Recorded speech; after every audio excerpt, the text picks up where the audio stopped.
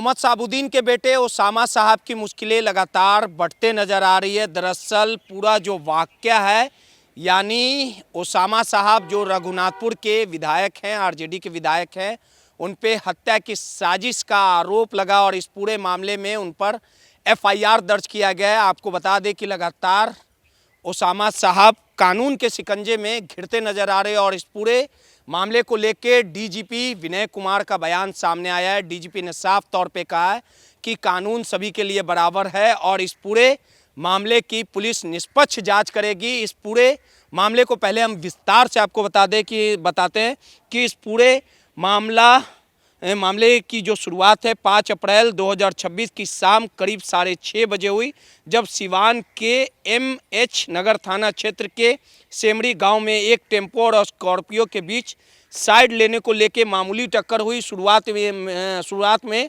यह महज एक छोटी सी कहासुनी थी, लेकिन देखते ही देखते मामला व्यक्तिगत और राजनीतिक रंजिश में बदल गया। स्कॉर्पियो में कुख्यात चंदन सिंह अपने साथियों के साथ सवार थे, जबकि दूसरी तरफ डब्लू खान और उनके समर्थक डटे हुए थे। स्थानीय लोगों के टेम्पू चालक के पक्ष में उतरने से विवाद ने हिंसक रूप ले लिया और दोनों गुट आमने सामने आ गए। जैसे ही झड़प की सूचना एमएच नगर थाने की पुलिस को मौके पर पहुंची, पुलिस ने दोनों पक्षों को शांत कराने की कोशिश की, लेकिन हालात बेकाबू हो गए और कुछ असामाजिक तत्वों की भीड़ को भड़का दिया, जिसके बाद उपद्रवियों ने पुलिस टीम पर ही पथराव शुरू कर दिया। इस हमले में कई पुलिसकर्मी जख्मी हो गए और इस इलाके में अफरा तफरी का माहौल हो गया। स्थिति को बिगड़ता देख सिवान के पुलिस अधीक्षक, एसपी और सदर एसडीपीओ भारी पुलिस बल के साथ घटनास्थल पर पहुंचे और किसी तरह मामले को शांत कराया।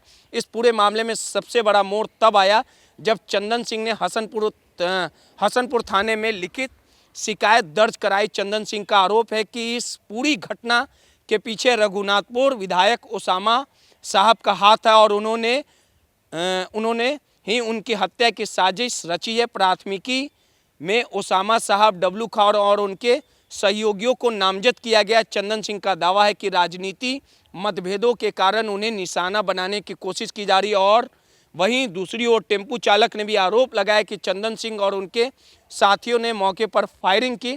फिलहाल पुलिस ने ओसामा साहब और डब्लू खान सहित अन्य आरोपियों के खिलाफ एफआईआर दर्ज कर लिया और इस पूरे मामले में पुलिस अधीक्षक ने साफ तौर पे कहा है कि कानून हाथ में लेने के खिलाफ सख्त कार्रवाई की जाएगी। पुलिस अभी सीसीटीवी फुटेज और चश्मदीदों के बयान के जरिए ये पता लगाने की कोशिश करे कि आखिर वास्तव में फायरिंग हुई थी कि नहीं और इस हिंसक झड़प में ओसामा साहब की क्या कुछ भूमिका। और इस पूरे मसले पर बिहार के डीजीपी विनय कुमार से जब मीडिया कर्मियों ने साफ तौर पे सवाल किया कि रघुनाथपुर के विधायक ओसामा साहब जो साबुद्दीन के बेटे हैं, उन पे एफआईआर दर्ज किया गया है, इस पूरे मामले में उनकी क्या कुछ भूमिका है, तो बिहार के डीजीपी विनय कुमार ने क्या कुछ कहा, पहले उनके बयानों को सुनवाते थे। ये 2 दिवसीय कार्यशाला आयोजित की जा रही है। इसमें डीएनए और फोरेंसिक साइंस के अन्य विषयों पर काफी विस्तार से इस पे चर्चा होगी। इसमें जो directorate of forensic science services के जो डायरेक्टर हैं वो उपस्थित हैं, यूपी फोरेंसिक साइंस के जो डायरेक्टर है वो उपस्थित है। पूरे भारत वर्ष के जितने सारे स्टेट फोरेंसिक साइंस लेबोरेटरी हैं, सेंट्रल फोरेंसिक साइंस लेबोरेटरीज हैं, बहुत सारे अंतर्राष्ट्रीय विशेषज्ञ भी यहाँ पर उपस्थित हैं। तो विभिन्न विषयों पर 2 दिनों तक इस पर काफी विचार मंथन होगा और इसमें हमारे जितने वैज्ञानिक हैं बिहार में फोरेंसिक साइंस के, सभी वैज्ञानिक भाग ले रहे हैं। और विधि विज्ञान, जैसा कि आप जानते हैं कि अनिवार्य हो गया है 7 वर्ष से ऊपर के सजा वाले कांडों में, और प्रत्येक कांड में विधि विज्ञान को पहुंचना है घटनास्थल पर, वहां पर साक्ष्य का संकलन करना है, विश्लेषण करना है और वैज्ञानिक अनुसंधान सुनिश्चित करना है। तो इसके दृष्टिकोण से भी यह आवश्यक है कि विधि विज्ञान में विस्तार हो। और जो 2012-13 में 700-800 केस में हम लोग विधि विज्ञान का सेवा दे पाते थे, आज हम 18,000 केस में विधि विज्ञान की सेवा दे पा रहे हैं। और हमारे एक लैब कार्यरत थे 2013 में सिर्फ पटना में।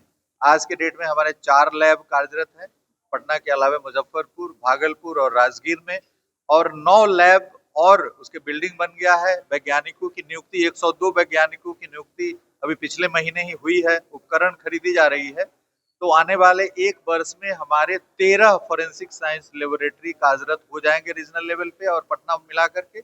और उसके अलावा जो 28 जिले हैं वहां पर हमारे मोबाइल फॉरेंसिक वैन और बिल्डिंग बन गया है, साइंटिस्ट पोस्ट हो गया, वहां पे भी हम लोग कार्य कर रहे हैं। तो विधि विज्ञान का एक बहुत ही बृहद इंफ्रास्ट्रक्चर बिहार में विकसित किया जा चुका है और आने वाले दिनों में बिहार फॉरेंसिक साइंस के क्षेत्र में एक अग्रणी राज्य के रूप में उभर कर सामने आएगा। एसडीपीओ गौतम कुमार को निलंबित कर दिया गया है सरकार के द्वारा, क्या आप सभी जानते हैं कि उनपे भ्रष्टाचार से संबंधित आर्थिक अपराध इकाई द्वारा कार्रवाई की गई है और कांड दर्ज किया गया है। उनके निलंबन के लिए सरकार को उसी दिन लिखा गया था। उनका निलंबन की अधिसूचना सरकार के स्तर से निर्गत की जाएगी। मोतिहारी शराब कांड में जो शराब के खेप थे वो जब्त कर लिए गए हैं, सभी की गिरफ्तारी हो गई है।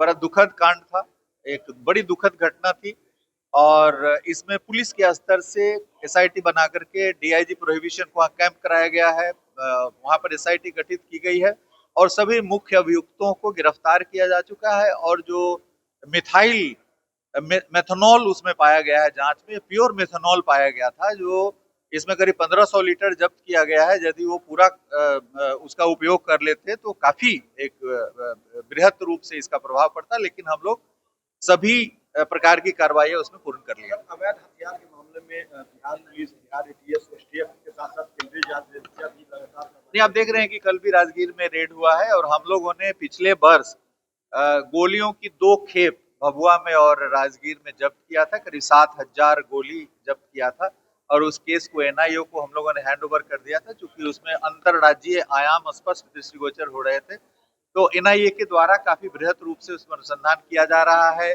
चंडीगढ़, पंजाब, हरियाणा वगैरह कई राज्यों में रेड किया गया है, बिहार में भी रेड किया गया है और उसमें काफी उसका प्रभाव पड़ा है। गोलियों की सप्लाई को हम लोग चोक करने की कोशिश कर रहे हैं, जिस पर हम लोग काफी सफल हुए। एकदम अंतर है, जो कालड़ा ब्रदर्स हैं वो पंजाब से पकड़े गए हैं और भी इसमें अंतर्राज्यीय आयाम है जिसको एनआईए स्पष्ट रूप से अनुसंधान कर रही है। सिवान में शहाबुद्दीन के बेटे उसामा पर केस दर्ज हुआ है, हत्या के प्रयास का मामला दर्ज हुआ है। तो उसमें कानून का एफआईआर दर्ज हो गया, उसमें पुलिस जो कानूनी कार्रवाई हो करेगी। Thank you. तो आपने साफ तौर पे सुना कि डीजीपी ने कहा है कि जो भी मामला होगा, जो भी दोषी लोग होंगे उन पर कार्रवाई की जाएगी, लेकिन कहीं ना कहीं तेजस्वी के विधायक, आरजेडी के विधायक ओसामा साहब, शहाबुद्दीन के बेटे की मुश्किलें लगातार बढ़ते नजर आ रही है। सहयोगी राहुल के साथ रोहित नटराज, MIPDA समाचार।